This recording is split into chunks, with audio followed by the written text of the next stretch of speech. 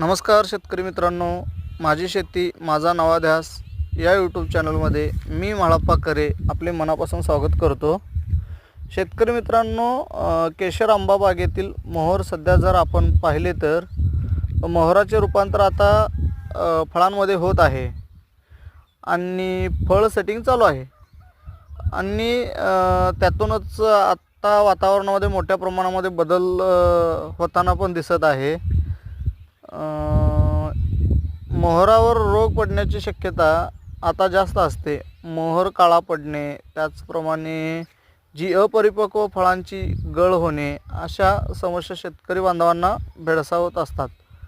त्यासाठी आपल्याला कोणती फवारणी घ्यावी, फवारणीचे नियोजन कसे असावे, जेणेकरून जास्तीत जास्त उत्पन्न शेतकरी मित्रांना आंबा या पिकापासून घेता येईल, याचे नियोजन